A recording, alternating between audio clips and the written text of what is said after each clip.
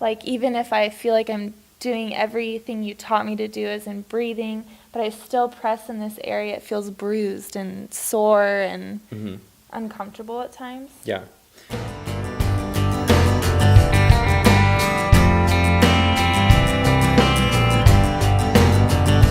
So you could have, it might take a little bit of time for that to kind of dull.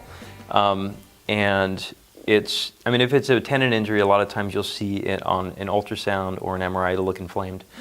But also too, you know, because we've done this with you already, is that the tendon, although it's not painful, it may look bad on an MRI or ultrasound as well.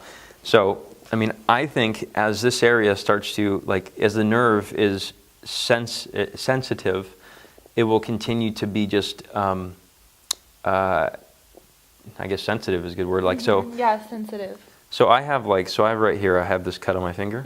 So I believe glass is evil now because I cut my hand. Oh. So this was like 3 months ago. It's still like, Sensitive. yeah, it's still a little tingly. It's just had lost its sensation. Right. So it's because we just sliced through a bunch of nerves in there.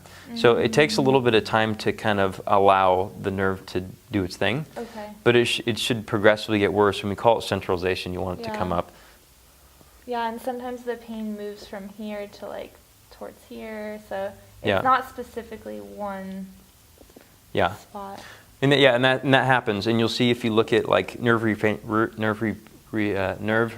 pain patterns or things of that nature, you'll see that they'll move.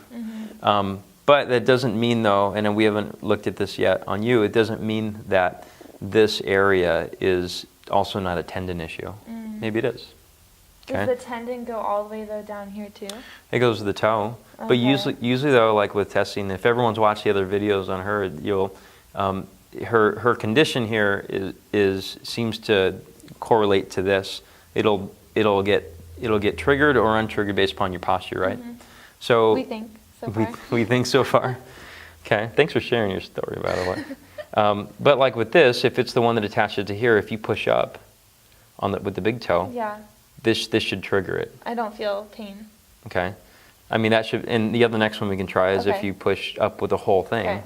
That triggers it, especially right here. Yeah, so you could have part of an ankle issue too. I mean, you're allowed to have multiple things. Yeah. I think, but when I look at things anyways, and I recommend to people, it's if the postural change affects down here, then we're looking at some type of connection there, and because there's no muscle that goes that far. Right.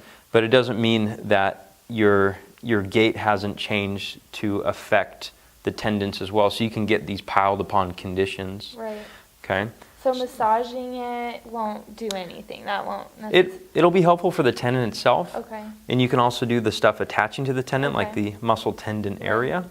But also too, gait patterns change, which, I mean, you talked about this thing on your foot. Yeah. So how do we know you're not landing here anymore? And now you're kind of opening up. Right.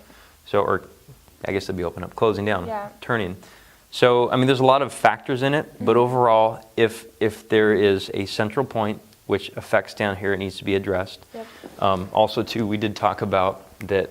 Just like the foot, if you take your hand and push me, you can't turn your torso off, right? No. So you have to. Foot's the same way, and so if you push up right here, so you have to turn that on, like. Yeah.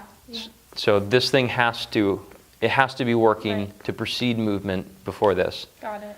And a lot of times the pressure and position is the first thing, and then we pick away at things like this. Cool. Good.